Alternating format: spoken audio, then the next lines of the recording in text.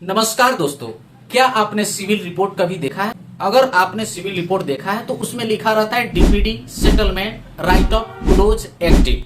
तो इन सारी चीजों के बारे में बहुत सारे लोगों को कंफ्यूजन रहता है। तो आइए आज के इस वीडियो में हम लोग इन सब चीजों को क्लियर करेंगे कि आखिर राइट ऑफ क्या होता है, सेटलमेंट क्या होता है, डीपीडी क्या होता है और ये कैसे होता है और ये कैसे खत्म होगा आपके सिविल रिपोर्ट से। तो इन सारी चीजों पे हम लोग इस वीडियो पे चर्चा करेंगे।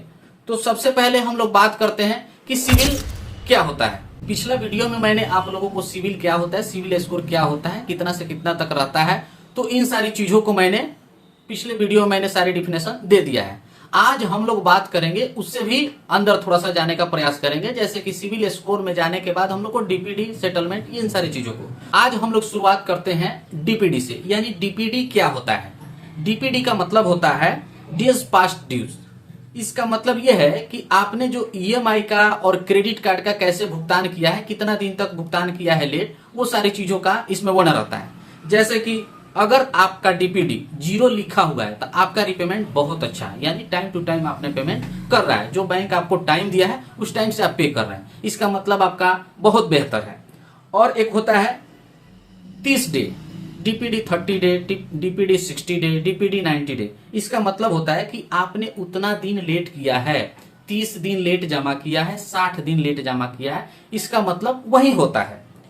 तो डीपीडी जितना ही ज्यादा लेट होगा, जितना ही ज्यादा होगा, उतना ही आपका सिविल खराब होगा। तो इसलिए आप लोग टाइम से पेमेंट कीजिएगा तो ये डीपीडी का झंझट खत्म हो जाएगा। ठीक है, तो डीपीडी यहां क्लियर हो गया। अब हम लोग बात करते हैं कि सेटलमेंट क्या होता है। सेटलमेंट का मतलब होता है कि आपने लोन का पूरा पैसा बैंक को नहीं चुकाया है, लेकिन बैंक ने आपसे कुछ हिस्सा लेकर के समझौता कर लिया है। यानी आपने पूरा लोन नहीं दिया, सिर्फ थोड़ा बहुत चुकाया है, बैंक ने लोन को सेटल कर दिया है। यह बात आपकी सिविल रिपोर्ट में लिख दी जाती है सेटल का। तो सेटल जब आपके सिविल में लिख दिया गया तो समझिए कि आपका सिविल खराब हो गया। तो इसलिए आप लोग सेटल से बचें। राइटअप का भी सिर्फ वही मतलब होता है, मैं ये बता रहा हूं, थोड़ा सा उसमें अंतर ये होता है। राइटअप का मतलब ये हुआ कि आपने बैंक से पैसा लिया लेकिन आपने उसको नहीं दिया, काफी देर तक आपके पास वो पैसा रहने के बाद बैंक को यह लगता है कि अब यहां से पैसा मेरा रिकवर नहीं होता, वो आपको राइट ऑफ कर देता है।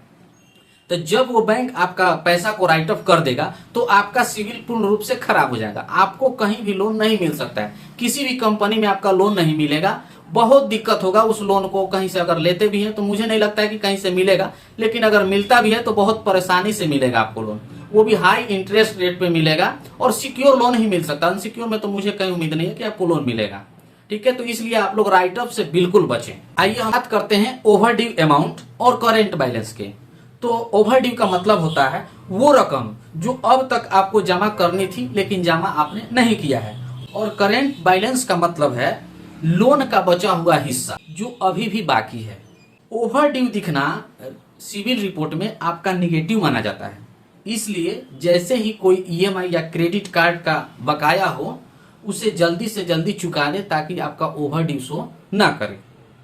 अब हम लोग बात करते हैं राइटअप के बाद एक आता है आपका सूट फील्ड। सूट फील्ड का मतलब ये होता है कि बैंक ने आपके खिलाफ लीगल एक्शन ले लिया है, केस कर दिया है।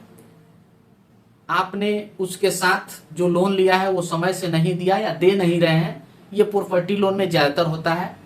इसलिए आप लोग सूट फील्ड से बचिए, क्योंकि सूट फील्ड एक ऐसा है कि अगर वो लीगल एक्शन बैंक ले लिया तो फिर आपको दूसरा बैंक कभी लोन नहीं देगा, दूसरा फाइनेंस से कभी भी लोन नहीं मिलेगा। तो इसलिए आप लोग सूट फील्ड से जरूर बचिए।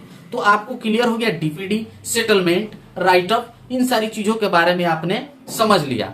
अगर इसको लेकर के कोई भी कंफ्यूजन है तो आप लोग मेरे नीचे कमेंट बॉक्स में अपना कमेंट लिख सकते हैं। सिविल स्कोर जब भी निकलता है तो उसमें ये लिखा रहता है, उसके आगे ये सारा चीज मेंशन किया रहता है, लोन के आगे close, active, settle, right of, ये सारी चीजें उसमें लिखा रहता है। तो एक्टिव का मतलब क्या हुआ कि अभी वो लोन चल रहा है। क्लोज का मतलब क्या हुआ? क्लोज का मतलब ये हुआ कि वो लोन क्लोज हो गया है। सेटल भी लिखा रहता है, तो सेटल का मतलब क्या हुआ कि आपने उस लोन को सेटल किया है। राइट ऑफ भी लिखा रहता है। राइट ऑफ का मतलब ये हुआ कि आपने बैंक को वो पैसा नहीं चुकाया है, अभी भी आप ही के पास है। किसी भी स्थिति में आप सेटलमेंट और राइट ऑफ ना कराएं। अगर आपका सेटलमेंट ऑफ राइट ऑफ है तो समझिए कि आपका सिविल बिल्कुल खराब है, कहीं से भी आपका भविष्य में लोन नहीं होगा। तो दोस्तों अब आपको समझ आ गया होगा कि डीपीडी, सेटलमेंट, राइट ऑफ जैसे शब्दों का मतलब क्या होता है और इनकी आपकी सिविल रिपोर्ट में क्या असर पड़ता है। अगर आपको यह वीडियो अच्छी लगी हो तो आप इसको शेयर और सब्सक्राइब जरूर करें।